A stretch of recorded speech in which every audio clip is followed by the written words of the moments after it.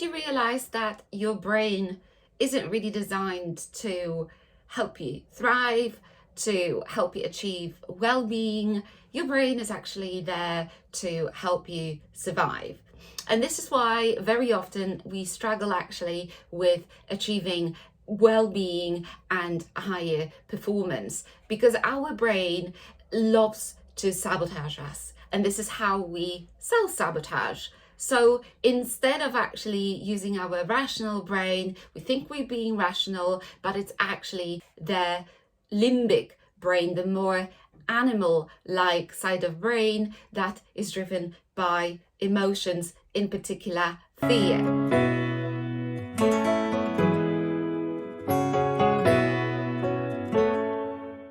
Welcome everyone, my name is Hannah Magdziarek. I'm a professional performance coach and an emotional intelligence trainer. I help people with overcoming procrastination and other emotional barriers, enhancing their emotional intelligence, as well as preventing or helping with self-sabotage. So as a coach, I like to actually make my clients aware of how the brain works and what the consequences of that are, and in practice for them.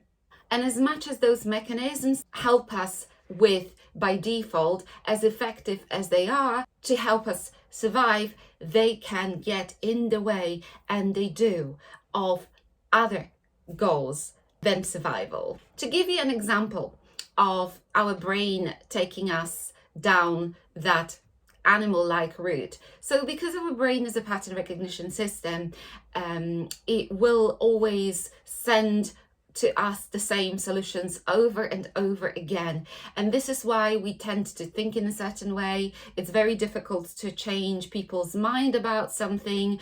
When you try to, by having a conversation, very often it doesn't make much sense, because they feel challenged without knowing why, and that means that they will resist new ideas. And the same when they know that they could do something that would bring about the desired change, their brain will try to prevent them from changing, because change is hard. It uses up our mental energy and also physical energy. So it's not in our interest, in our brains, animal-like brains' interest, to make us, go for that change. So the brain will do anything it can to prevent us from looking for new ways of solving problems.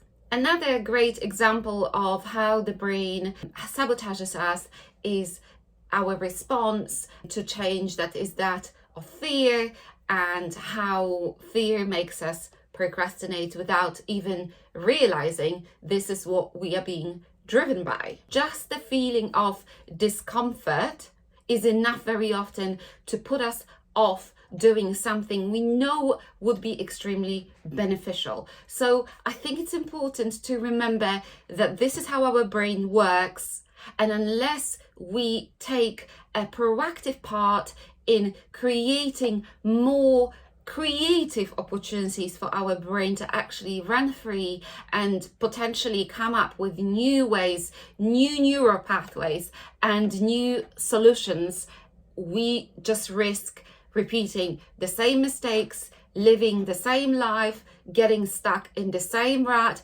procrastinating over and over again, and making very little, if any, progress in our life.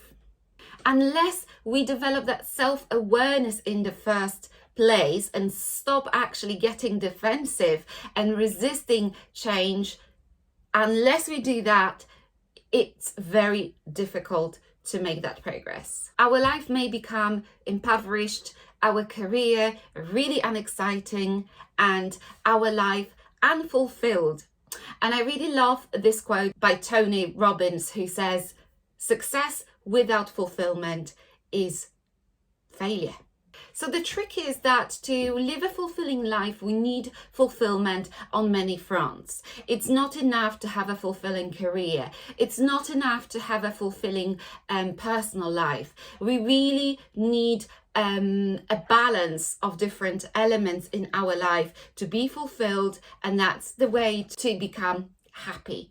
Happiness is really fulfillment of our potential in all these different areas, be it our family life, our finances, our career, job satisfaction, which is very different from a financial success. Also our mental, of course, and physical health, and our personal development and social life.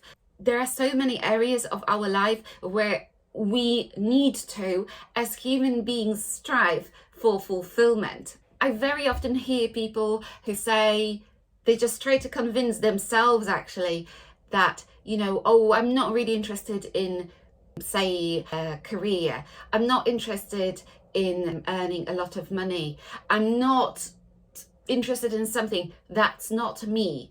Well, the reality is that there is nothing wrong with it. And to say that you are not interested in success, I think that may be coming from a certain limitation, from a certain belief about yourself and what you actually deserve and want in life.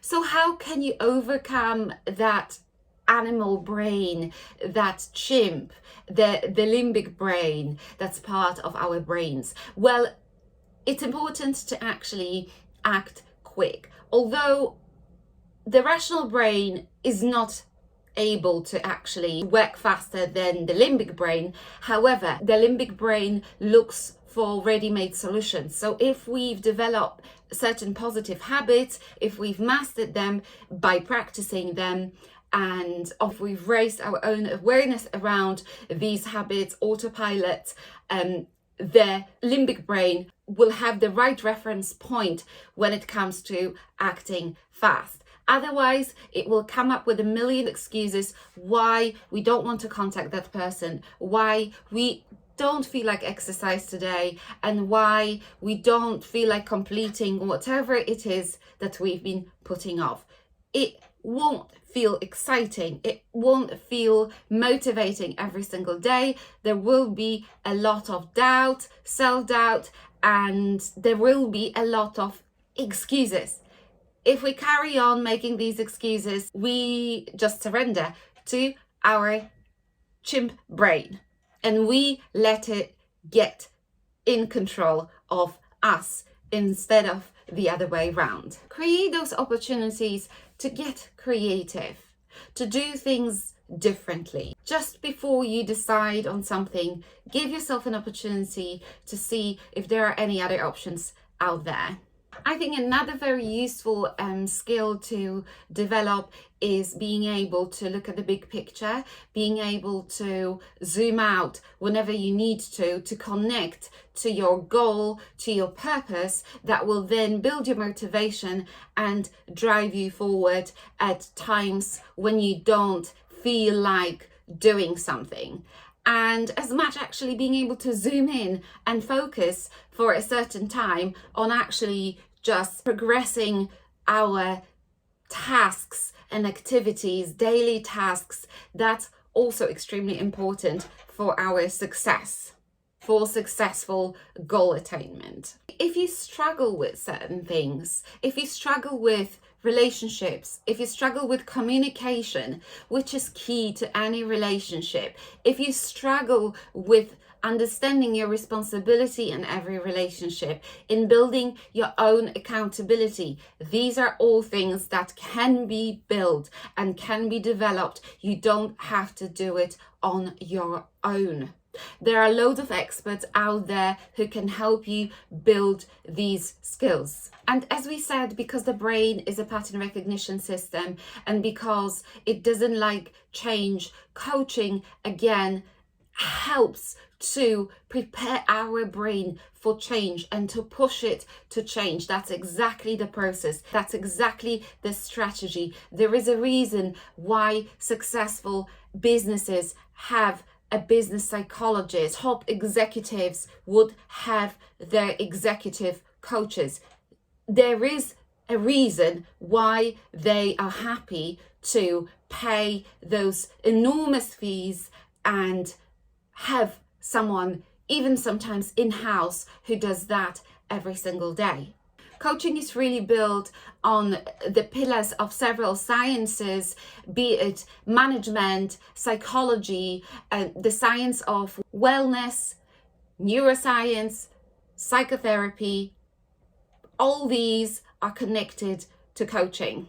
The fact that we can actually change our brain, that we can change our neural pathways, is something so exciting. So the way to change is actually to identify those neural pathways, those ways of thinking that get in our way, become very self-aware, and then decide, make a conscious decision where it is that we want to be improving, what would benefit our family life, our career, our business, what ways of thinking are the obstacles, because normally we are our own biggest obstacles in life. So there is a way to change that. What I also love about how, for example, coaching can help is the fact that it doesn't bring you solutions. It doesn't limit people to just using the same solutions that other people have used, which have their place in certain contexts and in certain situations. But the reality is that they're not very innovative and they're not the most creative ways of thinking. So coaching teaches you how to fish rather than throws that fish at you. And once you've eaten that fish, you run out of fish again. Whereas if you learn to fish, you become independent and interdependent. So you learn not only to be an independent person, but also function in a group, in a community, in a family. Coaching really helps observe your thinking, your own thinking, your thoughts, your feelings, your beliefs, and your own behavior. You can actually break and rebuild those neural pathways to create that version of yourself that you want to be. And let's be honest, because there is more and more awareness about self-development and personal improvement, there are so many really amazing books out there. It's just that sometimes what's missing is that practice. So as much as you know about it, as much as you've heard about it, unless you've done it, you wouldn't have seen the results or the optimum results that putting all this into practice gives you.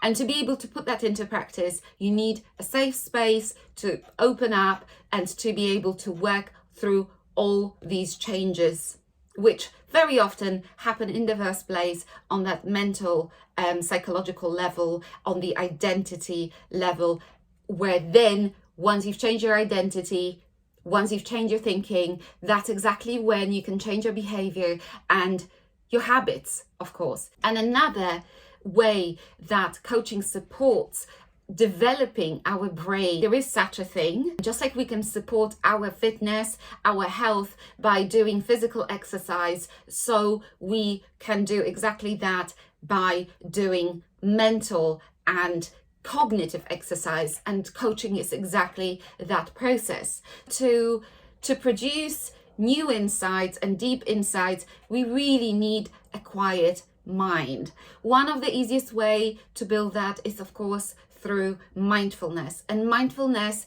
is like this entry ticket to the world of change. You want to be able to calm yourself down at any point that you need to.